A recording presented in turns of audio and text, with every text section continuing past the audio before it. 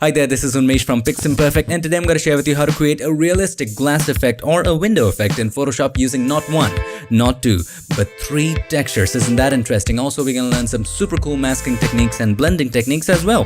So without any further ado, let's get started.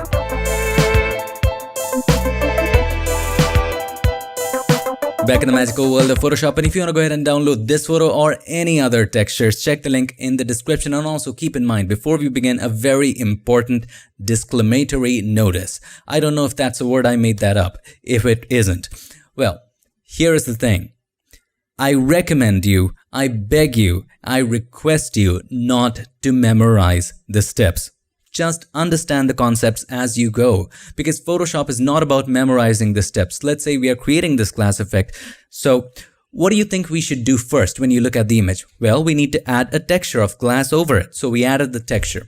What do you think should we do next? What is amiss here? Maybe there's very less separation between the glass and the subject. So maybe a little bit of depth of field effect or a focus blur will kind of help here a little bit. Let's add that. Then what is missing? Maybe the colors are not matching, and then we start matching the colors. So that's how we go. We don't go step 1, step 2, step 3. That doesn't make any sense. We have to make sense and go with the flow. So always keep that in mind. And with that notice, let's get to it. Back in the magical world of Photoshop, and the first thing I feel we need to do here is to bring in the glass. So I'm going to go to my Finder or Explorer, whatever you want to call it. And here I have a photo. Have a look at this window scene. I really feel that we can use it. So let's just drag it and drop it into Photoshop over the canvas. Don't make another document of it. Just drop it right over there. Now let's make it a little bigger. Okay, just a little bigger. Now what do reflections do? When we talk about reflections on a glass, what do? They reflect light, right? And what is light?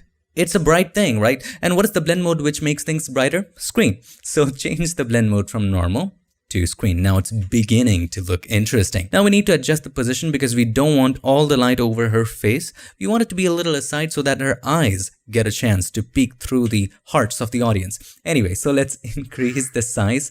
So I'm gonna go and make it a little more larger. So about this, and bring it a little bit to the side. I'm so sorry if you can hear the crow in the background. It's disturbing.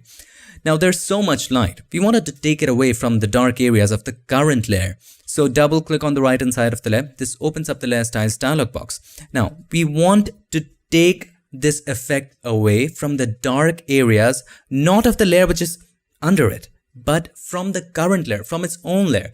And for this, in the blend if section, you're going to take the slider of this layer, this current layer, from left to right. See, it takes away the dark areas from that. So hold the Alt key, the Option key, click on the slider to break it apart. This helps us make the transition smoother. And I'm going to make it all the way smooth. Take both the halves to the extremes and have a look at it. It begins to look more realistic, but we want a little more light in here, right? So there's 2 things we can do. We can either increase the light by simply duplicating this layer and making it available in certain areas so that the eyes don't get covered up. Or the second option, and the final one that we're going to choose, is darken the surrounding areas. That will make the light stand out even more. We don't want to make it absolutely bright, right? We want it to have some depth. So press Ctrl or Command J, make a copy. Now what is the blend mode which darkens stuff? Multiply, right? So change the blend mode from screen to multiply right there. Now it kind of looks awkward because the blend if doesn't match with it. So double click on the right hand side of the layer and we'll do just the opposite. We want the bright areas to go away this time. Hold the Alt key, the Option key, click on the slider on the right, break it apart and take it to the extreme. See the depth we are adding? Just look at the water. It's looking so darn realistic. But we also don't want it in all of the areas, right? So click on the mask button right there. Okay. Now take the gradient tool. White to black is fine. And let's draw a gradient. Now it does the opposite because the reverse is checked on. So let's check it off. And we're going to do something like this. Now that looks wonderful. How do you feel about that? It's interesting, isn't it? Also, let's add it a little bit in the corner because this area just kind of looks a little unrealistic. So we're going to take a big brush, okay? Make sure it's a soft round brush. By the way, if you cannot see the brush strokes right there, just make sure you click on in here, check on brush strokes to see the brush strokes with white as the foreground color. So I'm just going to dab here and see what happens. Nothing because the flow is at 10. Let's increase the flow and try that again. And it's doing something crazy. You know why it's doing crazy? Because the blend mode here is color dodge. Let's change it back to normal and let's try that again. Now it's getting a little better, but still, I don't kind of like it. So I'm going to decrease the flow anyway to about 20% and just go around it, something like this. One more time. A couple more times. Now it kind of looks all right. There you have it. Look at it. Here's the before, here's the after. We definitely have come a long way. Now I would highly recommend that if you're not on a diet, go ahead and take a snack break and get back to it. If you are on a diet, well, enjoy life, come on. Anyway, so once you get back, you will realize that there is no difference between the glass and the subject.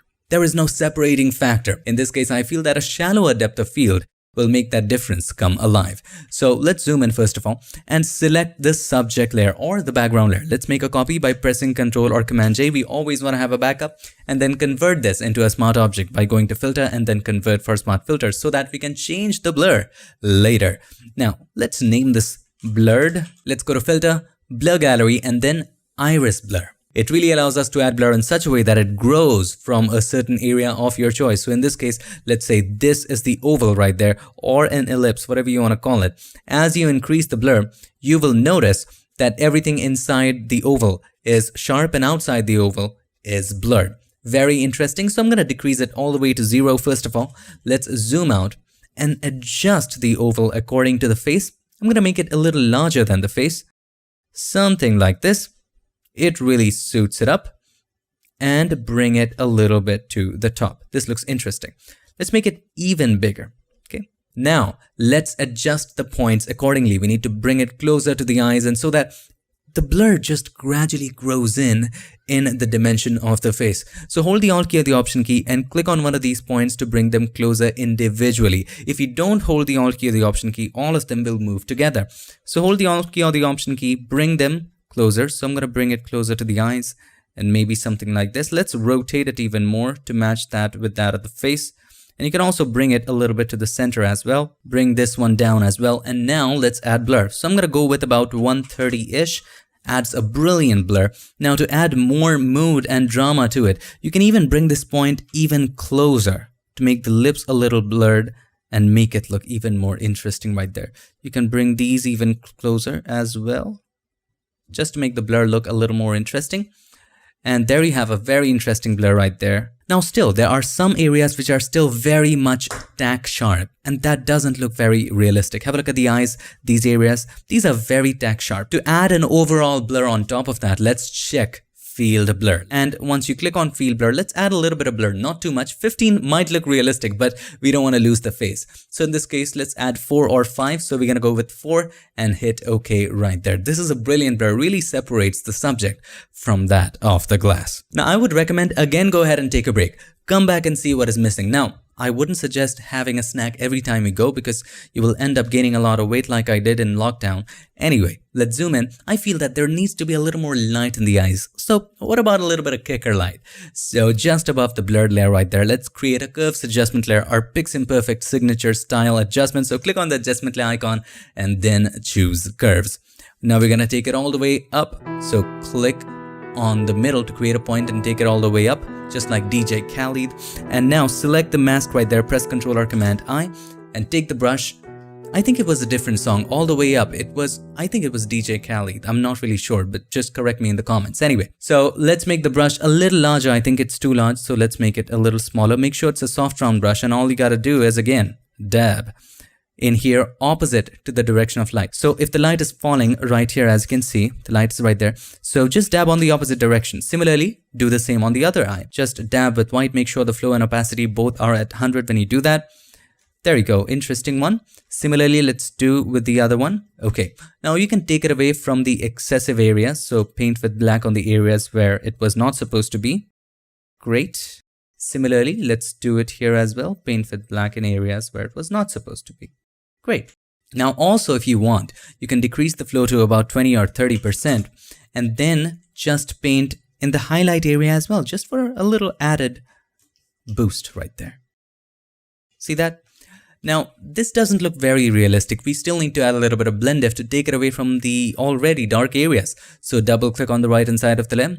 We definitely want to take it away from the dark areas of the underlying layer because this layer has nothing. We want to take it away from the dark areas of the subject, right? And where is the subject layer? Under it. So we want to take it away from the underlying layer slider using the slider on the left, because left side represents the dark areas. So take the slider on the left and take it to the right. Hold the Alt key, the Option key, click on it to break it apart. Okay, hit OK once you're satisfied. If it looks too much to you, you can always decrease the opacity. So for now, I'm going to keep it at about 60%. How do you feel about that? That looks realistic. And the advantage of adjustment layers and working non-destructively, you already know we can always increase the values later or also adjust the curves if you wish to. Alrighty, my friends, now it's time for us to match color and the light. So in this case, if you have a look at the reflection outside the glass, if I just show that to you, so if I turn this into a normal blend mode, you'll be able to see, and if I clear everything, you'll be able to see the original image. Have a look at it. It's so greenish. It has a lot of mood and drama to it. You want to add that same thing to the face because it's the same light falling on the face. So let's go back to how it was. I did it just for demonstration. To match the color, first of all, we need to make a copy of this window scene right there. Press Ctrl or Command J, or you can bring it again, but that doesn't really matter. First of all, let's place it at the very top. Let's just discover everything the way it was. So let's change the blend mode to normal, or just you can clear out everything, or there's just one click to do it all, to make it normal. And that is just right click on it and then choose Clear Layer Style. It clears out everything. It makes the blend mode normal. It clears out the blend diff, everything. Now we need to blur it all. So let's go to Filter, Blur, and then Gaussian Blur. So much so that it only has color information. It still has a little bit of detail, so we will increase it all the way high. How does 723 look?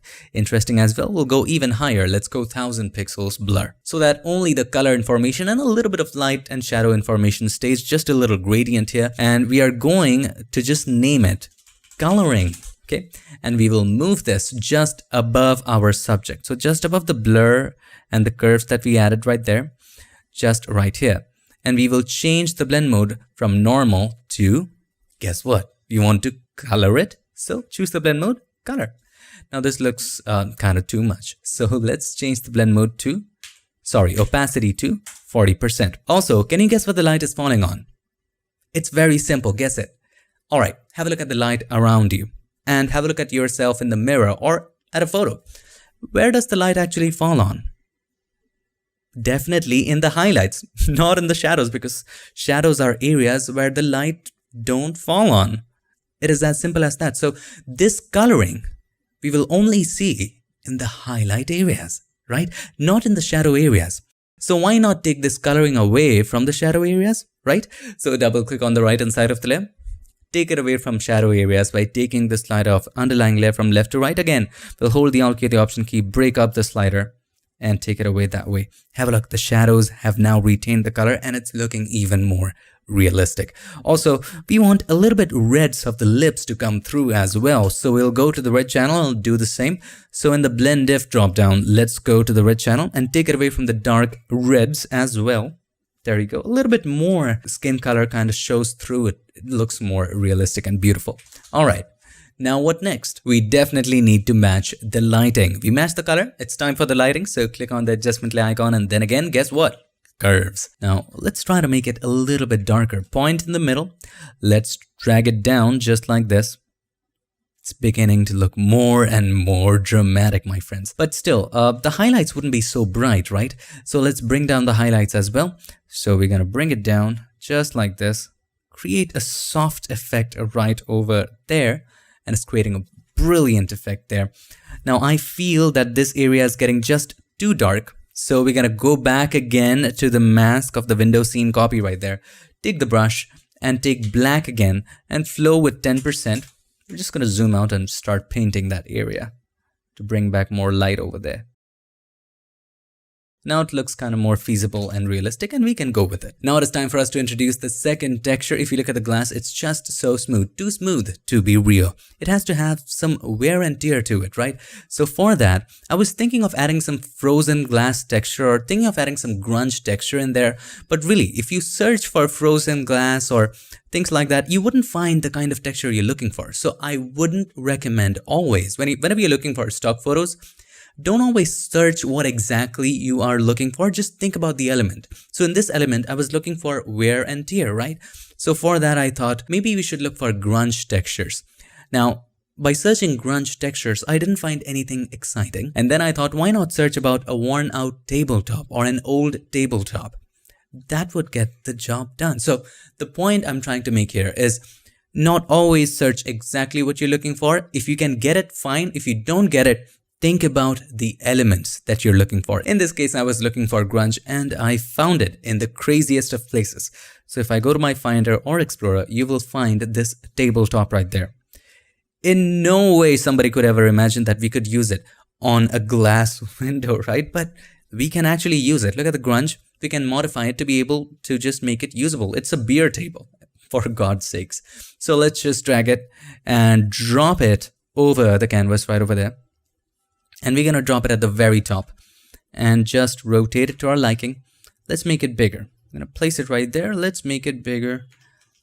And we don't want any of the beer thing to be visible. We don't want any other colors. We just want the texture from here. So what do we do? First of all, let's rasterize the layer. Right click on it and then choose rasterize layer. And let's desaturate it by pressing Ctrl-Shift-U to desaturate. Now keep in mind, whenever there's a scratch in a window, it is brighter, right? So what is the blend mode we're going to use? Not multiply, screen. So let's change the blend mode from normal to screen, just like this. But it's kind of too much, I know. So let's decrease the opacity to about 15 or 16, something like that would work. So let's go with 16 and have a look at the realism right here, my friend. It just begins to look so much more fantastic with all of the scratches on the glass, and no way you could tell that we took it from a bar table. Anyway, we want a little bit more at the bottom, so we're going to make a copy of this by pressing Ctrl or Command J and just a little highlight from the bottom. We're going to increase the opacity here a little bit. Let's go a little higher to about 60-ish so that we can see what's happening, and press Ctrl or Command T. We can actually make it a little smaller here and bring it down. Even if these are visible, doesn't matter because we only will add here at the bottom. Look at what looks good in the bottom. This area would work. Hit enter or return. Definitely we're going to create a mask. So click on the mask button right there. And again with the gradient right there with white to black, let's add a gradient here. Something like this. Really adds a lot of drama here. Just look at it. Interesting, isn't it? Totally in love with this. Now it is time for us to add our third texture. Why do you think we're going to add it? Well, let's suppose there is cold outside. Do you know what happens inside?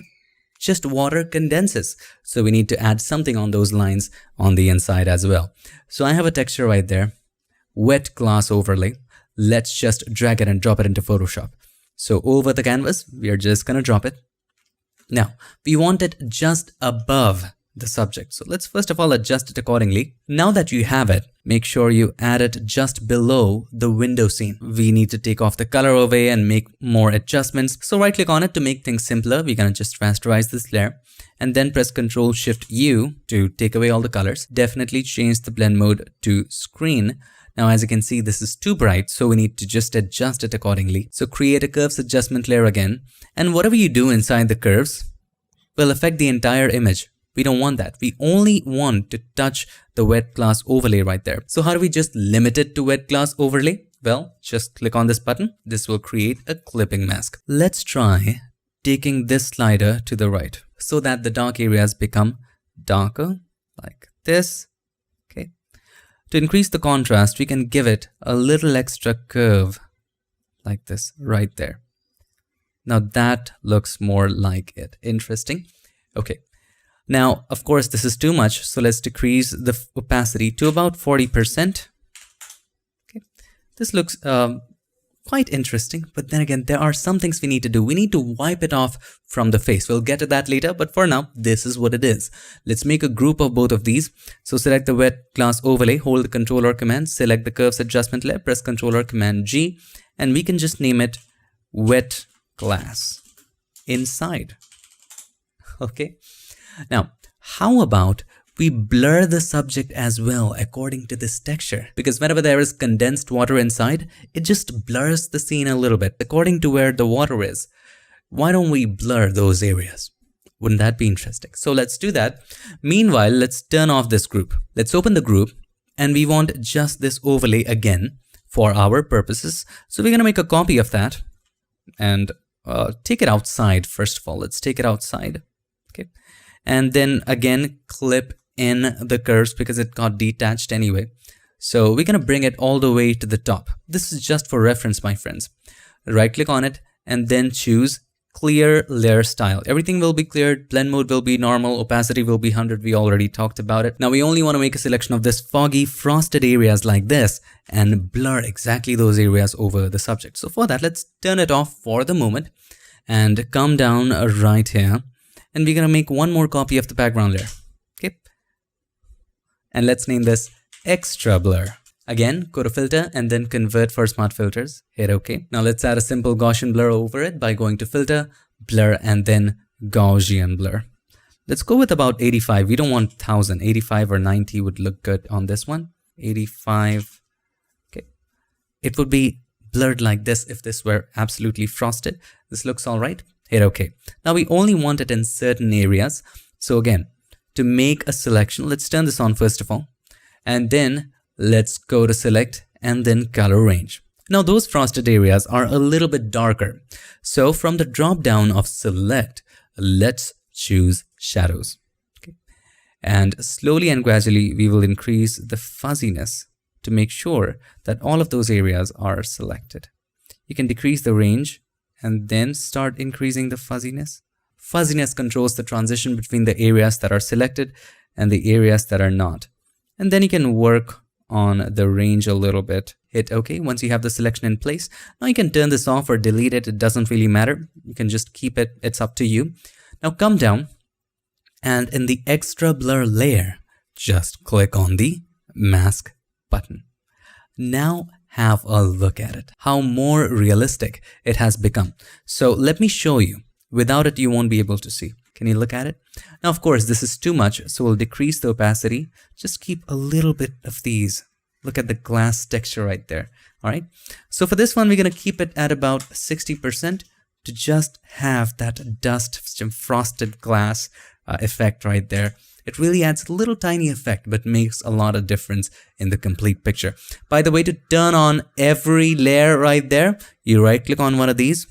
Choose show and hide all layers. Turn this on and we don't really need the wet glass overlay copy. So let's delete it.